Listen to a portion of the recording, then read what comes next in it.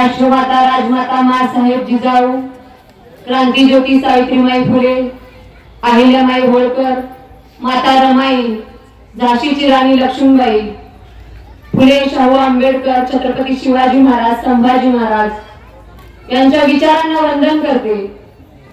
आज संविधान दिन आहे। संविधान दिनाच्या सर्वांना शुभेच्छा देते। डॉक्टर बाबासाहेब आंबेडकरांना आदरांजली वाहते। सन्माननीय व्यासपीठावर उपस्थित माझे पती आदरणीय भगीरथ दादा भालके, आमच्या तीर्थक्षेत्र विकास आघाडीचे अधिकृत उमेदवार आदरणीय साधनाताई सुधीर धोत्रे, दुसरे उमेदवार संजयजी बंदपट्टे आणि मी स्वतः नगराध्यक्ष पदाचा उमेदवार प्रणिता भगीरथ भालके।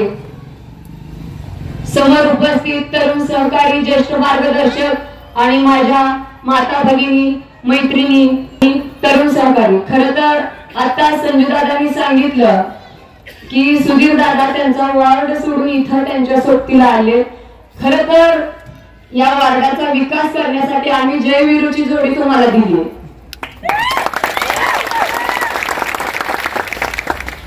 दादांनी सांगितलं की आपल्याकडे नगरपालिकेचा 2.5 वर्षाचा कालावधी होता। त्या काळामध्ये नाण्यांच्या माध्यमातून या सुधीर दादा असतील, संजू दादा असतील यांच्या माध्यमातून 2 हायमास्ट, 2 पाण्याच्या टाक्या, घरकुलाची जी योजना इथं राबवली गेली, अशा अनेक उपक्रम नाण्यांच्या काळामध्ये कमी कालावधी मिळालेला असताना देखील आपण जी कामं केलेली आहेत आणि जी कामं अपूर्ण राहिलेली आहेत ती पुढे घेऊन जाण्यासाठी कुठेतरी तुमच्या साथीची गरज आहे।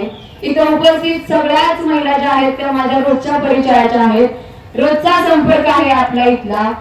काल मी इथं चहाला थांबलेले असताना माझी ताई मला म्हणाली की गेली 25 वर्ष मी इथून कामाला तिथं हॉस्पिटल पर्यंत जाते आणि आजही रोड इथला तसाच आहे, घाण तशीच आहे, गटार तशीच आहे, कधीही ती स्वच्छ केली जात नाही। जाताना येता जाताना खूप त्रास होतो, कुठेतरी मनाला चटका लावून जाती ही वेदना होती की किती दिवस आपण या घाणीत राहायचं आहे। माझा उपस्थित पुरुषांच्या तुलनेत महिलांना या गोष्टीचा जास्त त्रास होतो। इथं उपस्थित महिलांनी मला हात वर करून सांगायचे की किती दिवस ह्या घाणीत आपण जगायचंय, कुठेतरी बदल घडवायची गरज आहे का नाही?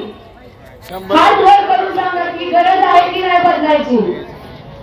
आज आपल्या पंढरपूरचा चेहरा मोहरा बदलायचा असेल तर आपल्याला कुठेतरी आपला माणूस, आपल्या वेदना जाणून घेणारा माणूस तिथं नगरपालिकेत पाठवण्याची गरज आहे। आज कुठल्याही समस्याला सामोरं जात असताना रात्री कितीही वाजता तुम्ही सुधीर दादाला फोन करा किंवा संजू दादाला फोन करा, ही पोरं तुमच्या पाठीमागे येऊन भक्कम उभा राहण्यासाठी आहे। दुसरा कोणता असा उमेदवार आहे की तुमच्यासारख्या गोरगरिबांच्या हाकेला धावून येणारा, याचा विचार करण्याची ही गरज आहे। आज पंढरपूरमध्ये या नगरपालिकेच्या निवडणुकीला सामोरं जात असताना अनेक प्रश्न समोर उभे राहतात की गेली 40 वर्ष सत्ता असताना देखील कुठलाच विकास आपल्या तालुक्यात झालेला नाही आणि आज कुठला अजेंडा, असा कुठली ब्लूप्रिंट तुम्ही घेऊन उतरलाय की येणाऱ्या 5 वर्षात ती पूर्ण करणार आहात तुम्ही? गेली 40 वर्षात तुमच्या हातून एकही काम चांगलं घडलेलं नाही आणि आता पुढच्या 5 वर्षात तुम्ही काय करणार आहात? वेळोवेळी आणि सगळ्यात महत्त्वाची गोष्ट, आज संविधान दिन आहे आणि संविधानाने दिलेला अधिकार नगराध्यक्ष पदाचा एक महिलेचा आहे। इथं भरपूर महिला आहेत। मी वेळोवेळी समोरच्या विरोधकाला आवाहन करते की महिलेचा अधिकार महिलेसाठी मर्यादित राहू द्या, समोर येऊन बोला, उमेदवाराला त्यांचे विजन मांडण्याची संधी द्या। पण कुठेतरी उमेदवाराला पाठीमागे ठेवून त्या ताईंचा आवाज दाबण्याचा प्रयत्न, समोरचा त्यांचे मिस्टर असू द्या, लक्ष्मण शिरसट असू द्या किंवा त्यांचा मुलगा विक्रम शिरसट करत आहेत, कुठेतरी हे थांबलं पाहिजे। खरं तर हा संविधानाने आम्हाला दिलेला अधिकार आहे, आमचा अधिकार हिरावून घेण्याचा प्रयत्न ते करत आहेत। इथं उपस्थित महिलांना मला सांगायचं आहे की तुमचा आवाज नगरपालिकेत पोहोचवणारा उमेदवार तुम्हाला पाहिजे की घरात बसून कुणाच्या तर खांद्यावर बंदूक ठेवून काम करणारा उमेदवार तुम्हाला पाहिजे?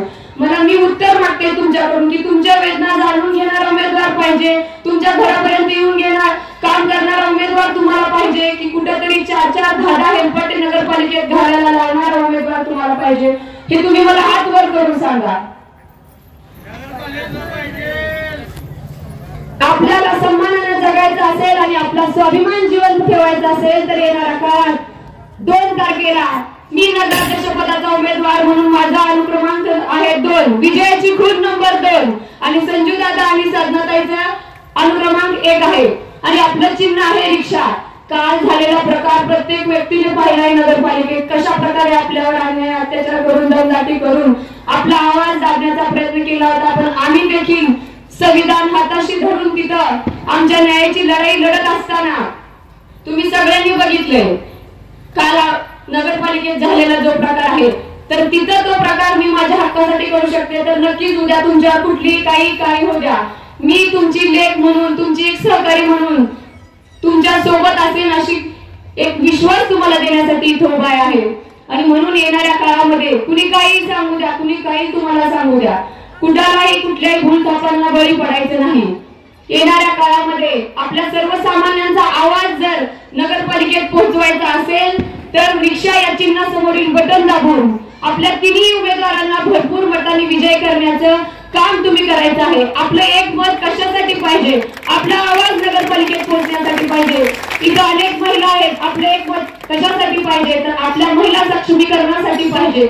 आपलं एक मत कशासाठी द्यायचं आहे? तर नगरपालिकेत महिलांसाठी ज्या योजना येतात त्या कधीच आपल्यापर्यंत पोहोचत नाहीत, त्या तुमच्यापर्यंत पोहोचवण्यासाठी आपलं एक मत, प्रामाणिक मत योग्य उमेदवाराला द्यायची गरज आहे। आज इथं उपस्थित कितीतरी महिला हातावर पोट घेऊन जातात, त्यांना कितीतरी समस्याला सामोरं जावं लागतं, पण आपली दखल कुणीही घेत नाही। मंदिर परिसरात हातावर काम करणाऱ्या, हातावर पोट घेऊन जाणाऱ्या बायकांना तिथं कशा प्रकारची वागणूक दिली जाते ही तुम्हाला सगळ्या मायमाऊलींना माहित आहे। साधं रोजगार कामावर जायचं म्हणलं तरी आपल्याला घरातून कितीतरी समस्यांना गटार तुंबलेले असते, घरात पाणी शिरलेलं असते, अशा कितीतरी छोट्या गोष्टीला मोठ्या गोष्टीला सामोरं जाऊन आपल्याला कामावर जावं लागतं आणि माघारी आलं तर परत तो उद्योग आपल्याला मागे लागलेला असतो। तर कुठेतरी हे थांबवायचं असेल, आपल्या हक्काची लढाई आपल्याला लढायचं असेल तर येणाऱ्या काळामध्ये आपल्याला परिवर्तन घडवायचं आणि ही वेळ तुमची आहे, माझी आहे। परिवर्तन जर घडवायचं असेल, बदल जर घडवायचा असेल तर रिक्षा हे चिन्ह लक्षात ठेवायचं। माझे 7-8 हजार बांधव माझा प्रचार करत आहेत, प्रत्येकाला आव्हान करते की रिक्षा प्रत्येक 1 वाजल्यापासून ते 18 वाजेपर्यंत अशी फिरली पाहिजे की विरोधकांची झोप उडाली पाहिजे। आणि दुसरी गोष्ट, विरोधक सुद्धा आपला प्रचार करत आहेत, त्यांनी ज्या गाड्या लावलेल्या आहेत त्या देखील रिक्षा आहेत। रिक्षा संजयजी बंदोपट्टे असतील, साधनाताई खोत्रे असतील आणि मी प्रवीता भगीरथ भालके यांना प्रचंड मतांनी विजय करा एवढंच बोलते आणि थांबते। धन्यवाद। जय हिंद, जय महाराष्ट्र।